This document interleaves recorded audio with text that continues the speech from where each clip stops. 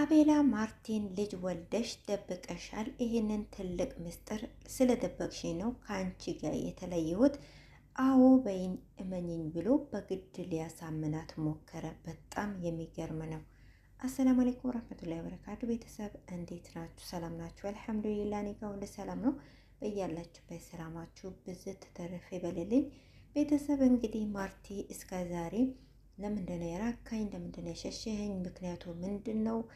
እሷን እንደማትወዳት አውቃለሁ። ምስጢር ስለደበቅኩ ብቻ እሷ ጋር ስለሄድክ፣ ስለዚህ እሷን አትወዳትም፣ በእኔ ስለተቆጣህ ነው እያለችው በጣም ብዙ ጊዜ እየተከተለችው፣ እየለመነችው፣ እየተለማመጠችው ነበረ ማለት ነው። በጣም ብዙ ሰዎች እየወቀሷት አንቺ ሴት አይደለሽ ክብርሽን አጠብቂም ብለው ብዙዎች እየወረዱባትም ቢሆን እሷ እንግዲህ ፍቅሬን ብላ ሞትት ብላ ነበረ። ነገር ግን አጅሪው በግድ ምክንያት ሲፈልግ ልጅ አለሽ፣ ልጅ ወልደሽ ደብቀሻል፣ አንቺ እንድታምኚ የወለሽውን ልጅ ላምጣልሽ ወይ እያላት ነበረና የግድ አውበይኝ ብሎ በግድ እያሳመናት ነበረ።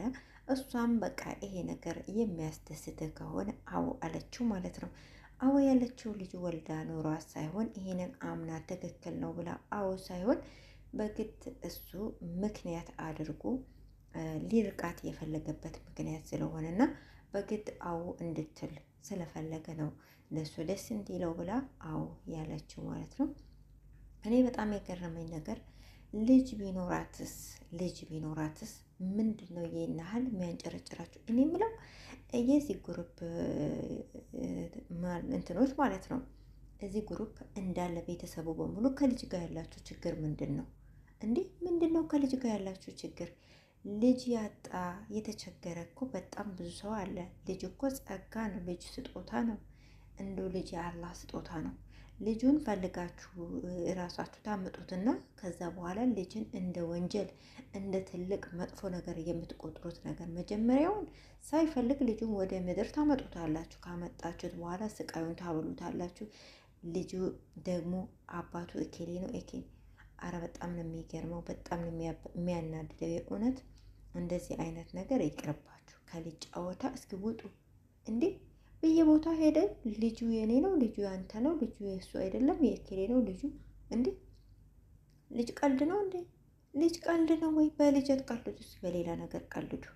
በቃ እንደለመዳችሁት በሴቶች ላይ እኬሌን ትቶ ከእኬሌ ሆነ የሚለው ይሻላችኋል፣ ከልጁ ማለት ነው። እንዴ ልጅ እኮ እንደው ልጅ አቶ የሚቸገር በጣም ብዙ ሰዎች እኮ አሉ። ልጅ የፈጣሪ ስጦታ ነው። በልጅ አይታፈርም። በልጅ ያህል ሰውን ልታሸማቀቅ ልታሰቃይ አይገባም። ልጅ ስላላት ብቻ ጥላት ጠፋ እንዴ? አንተ ከእሷ ጋር የምትሆነው ወደፊት ልጅ ላይ ኖራችሁ ነው ወይስ የልጅ ነገር እንዴት ነው? መጨረሻ ላይ ደግሞ ለማስመሰል ለማሽቃበጥ ልጅ እኮ ጸጋ ነው። እና ልጅ ጸጋ እንደሆነ ካወከ ለምንድን ነው እንደዚህ የራካት? በአንዴ ሳትጠይቃት ማለት ነው። ምክንያቱም እውነት ነው ውሸት ነው ብለህ ሳታጣራት እንኳን የራካት ልጅ ስሙን ስለምትፈራው እኮ ነው። እኔ ምለው አንዳንድ ወንዶች ለምንድን ነው ልጅ በዚህ ደረጃ የምትፈሩት እና የምትጠሉት? እንዲህ እናንተም ልጅ ሆናችሁ እኮ ነው ያደጋችሁት። ጉድ እኮ ነው።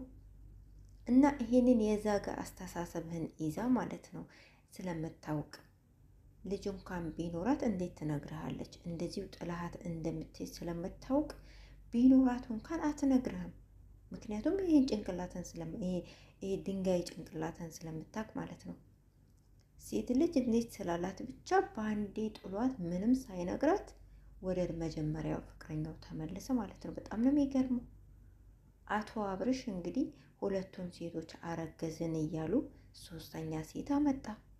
ምንድን ነው እናንተ በልጅ ቀልድ ይዛችኋል? እሳ በሰላማችሁ ነው? በጤናችሁ ነው?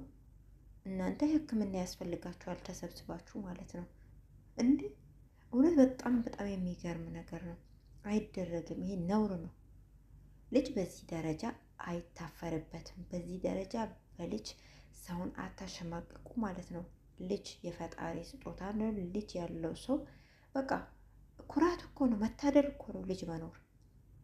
እና አንዲት ሴት ልጅ ስላላት በዚህ ደረጃ ምንም ሳትነግራት ጥለሃት ጠፍተህ ከዛ ደግሞ እንዴት ያልነገርሽኝ? ምስጢር ደበቅሽኝ? ሲጀመር ምስጢርም የለም ልጅም የለም። ቢኖሩ እንኳን አትነግረም። ምክንያቱም ይሄንን ጭንቅላትን የባዶ ጭንቅላትን ስለምታውቅ ማለት ነው። ምክንያቱም ሳይኖር ገና በወሬ ትታሃት ይሄ ከሰውዬ እውነት ቢኖር እንዴት ከእሷ ጋር ልትቀመጥ ትችላለህ? እሷ ስለምትወድ ትርቀኛለህ ብለህ ስለምትፈራ ሳትወድ በግድ ልትደብቅ ትችላለህ። ይኸው አስተሳሰብን ስለምታውቀው ቆይ የዛ ጋር አስተሳሰብን ማለት ነው እንዴ። ገና ለገና በአሉ አሉ በወሬ ልጅ አላት በሚል ምስጢር ደበቀችኝ ብሎ ትቷት ሄደ። ከዛ ደግሞ ለምንድን ነው የደበቅሽኝ? ምስጢሩን ከነገርሽኝ እኮ ከአንቺ ጋር መሆን እችላለሁ። ተው እንጂ አንተ ብትኖርም ብትሆንም አጠቅምም። በጣም ነው የሚገርመው የእውነት። እና የምታረጉት ነገር እያወቃችሁ ማርቲ ደግሞ በቃ ወደ ራስሽ ወደ ህይወትሽ ተመለሽ። ህይወት ይቀጥላል፣ ከሱ የተሻለ ይመጣል ማለት ነው።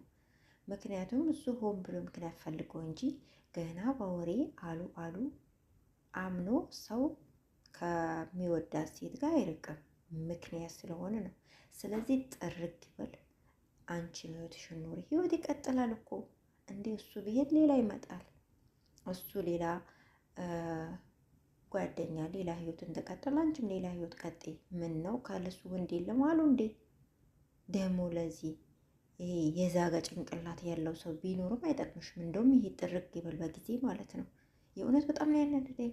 ለማንኛውም ቤተሰብ እኔ ተናድጄ ብዙ አወራሁኝ ማለት ነው። እና አንዳንድ ወንዶች በልጅ እንደዚህ አትሽሹ። እናንተም ነገ ልጅ ይኖራችኋል። እናንተም ልጅ ሆናችሁ ነው ያደጋችሁት። ልጅ ደግሞ እንደው የፈጣሪ ስጦታ ነው፣ የአላህ ስጦታ ነው። ልጅ መታደል ነው። ልጅ የሌለው ያጣ የተቸገረ ብዙ አለና በልጅ እንደዚህ አትሽሹ ማለት ነው። ያው እንደና የአንተ ብጤው ነው የሚሆነው ቢኖሩ እንኳን ማለት ነው። ልጃቸውን ወልደው ከወለዱ በኋላ ጥለው የሚጠፉ ኃላፊነት የጎደላቸው አስተሳሰባቸው የወረደ። ለማንኛውም ብዙ እንዳላወራ ከዚህ በላይ ቤተሰብ እስካሁን አብራችሁኝ ስለነበራችሁ ከልብ አመሰግናለሁ። ሰላም ሆነልኝ።